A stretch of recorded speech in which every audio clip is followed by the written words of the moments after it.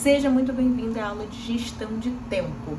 Bom, essa aula nasceu aí da queixa principal de vocês, que era a seguinte: não consigo gerenciar o meu tempo. E como eu sei que isso impacta diretamente nos seus resultados, eu decidi gravar aqui esse vídeo, essa aula. Porque semana que vem a gente vai ter as aulas da chave, onde nós vamos falar sobre captação de clientes, nós vamos falar sobre fidelização e encantamento de clientes, nós vamos falar sobre dobrar o faturamento, mas tudo isso você consegue fazer a partir do momento que você tem ali tempo hábil dentro da sua agenda para praticar alguma ação. Ou seja, se você continua fazendo tudo o que você está fazendo hoje, você já sabe que não vai ter um resultado positivo, que não vai sair da curva nessa situação e vai continuar mantendo um faturamento baixo. Então veja bem, a gente precisa ter aí a gestão de tempo. É claro que todas nós, temos as mesmas 24 horas. Mas veja que aqui eu não quero simplesmente trazer uma noção rasa, né, e arcaica, no sentido de que você precisa administrar melhor o seu tempo. Eu sei que não é só isso. Eu sei que você tem várias atividades, várias funções, vários compromissos, vários papéis, e que isso toma de você tempo. Eu, por exemplo, enquanto mãe, enquanto esposa, enquanto filha, enquanto dona de casa, todos esses papéis, eles exigem de mim tempo. Eles exigem que no meu dia eu me dedique a tudo isso. E dentro dessa perspectiva, ainda assim, eu preciso também me dedicar a mim mesma. E veja, para isso, realmente eu preciso olhar para essas 24 horas e entender que durante um período eu vou precisar dormir, durante um período eu vou precisar trabalhar e durante um período eu vou precisar viver a minha vida. E tentar esquematizar aí a minha vida dentro desse padrão. Bom, quando eu penso numa divisão, né, do seu dia, eu penso que de alguma forma, para casar inclusive as 24 horas, você poderia pensar num exemplo, né, que seria 8 horas de trabalho, 8 horas de vida social e 8 horas de sono. Tendo aí essa tríade, você conseguiria talvez aí ter um desenvolvimento e um aproveitamento melhor. Eu sei que em algumas situações a gente precisa, né, e consegue negociar esses prazos e essas horas, e isso pode variar para mais ou para menos. Mas se você se mantiver dentro, né, de um padrão de sono, por exemplo, que para você seja satisfatório, seja o suficiente, você já vai acordar renovado para seguir em frente e para fazer o seu dia acontecer. Então olha como isso já modifica aí esse padrão das 24 horas. E aí, dentro dessa realidade, como que eu posso lidar, né, com essas 24 horas? E com todos esses papéis que a gente falou aqui. Todos esses papéis vão demandar absurdamente de você. Mas quando a gente pensa em gestão, cabe a você estratificar todas as demandas que chegam. Ou seja, se enquanto mãe, dona de casa, esposa, filha, enfim, enquanto todos esses papéis eu for demandada, né, durante todas as horas do meu dia, se eu me entrego a essas atividades, que hora que eu durmo, que hora que eu faço algo para mim? Então a gente precisa refletir sobre esse ponto e gerenciar todas essas coisas. E dentro da minha realidade, né, enquanto psicóloga, eu já fui essa profissional que pegava todas as demandas, todas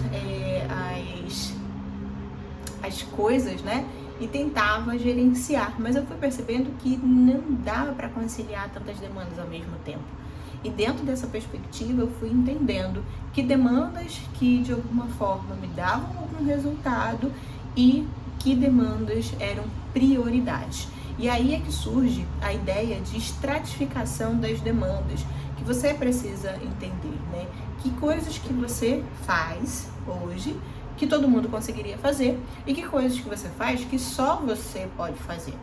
Quando você minimamente estratifica esses dois pontos, você percebe que as coisas que as pessoas fazem, que todo mundo faz, você pode terceirizar esse serviço. E as coisas que só você faz, não dá para terceirizar. Então a gente já começa a organização e a gestão desse tempo, dessas atividades, por aí.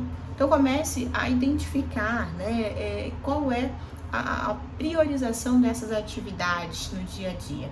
Então, essa é a primeira forma de estratificação. E a segunda ideia nessa linha é pensar também nos prazos. Essas atividades, essas demandas, elas têm prazo para acontecer?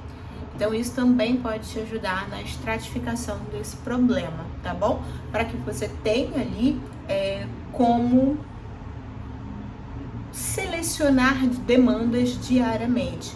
Então, exemplo, eu tenho que fazer um recibo para o dia tal, um relatório para o dia tal. Então, suponhamos, hoje é dia 22 de fevereiro, eu preciso fazer um relatório para o dia 24 de fevereiro. Consegue perceber que isso estaria no topo da minha lista de prioridade hoje? Porque dia 24 é depois de amanhã. Então, eu precisaria entrar em contato com esse documento, confeccionar esse documento, enquanto outras atividades entrariam aí em segundo plano e eu não faria hoje. Então, exemplo, uma outra atividade que eu preciso fazer esse mês, emitir os recibos das pessoas que são atendidas na Clínica Alvos Bem-Estar. E nesse momento, quando eu penso nesse relatório, que tem o prazo do dia 24, olha como isso se sobressai.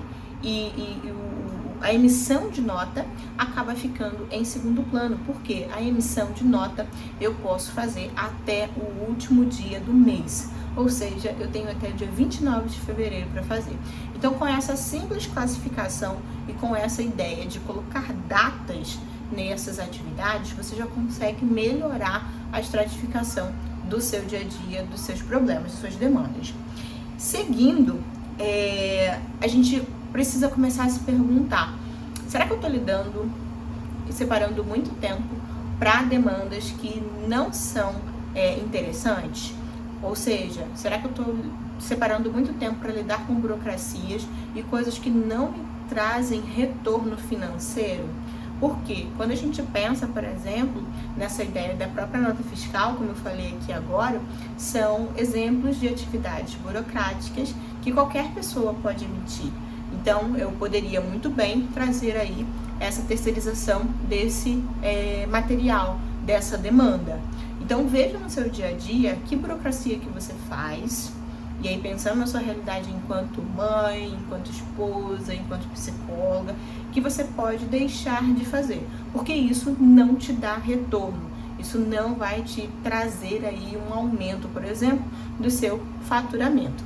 E por último, eu quero falar com você sobre hábitos. Eu sei que tem muita gente que define hábitos e muitas das vezes erram nessa definição, porque no primeiro momento já colocam metas extremamente absurdas para cumprirem.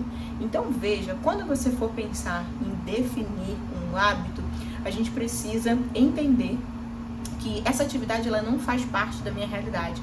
Então se eu coloco uma meta muito absurda para cumprir essa atividade, eu vou fazer essa atividade por 1, 2, 3 dias, 7 dias, mas depois, como isso não faz parte da minha dinâmica, como isso não foi realista, isso sai da minha rotina, porque eu não consigo fazer essa manutenção desse hábito.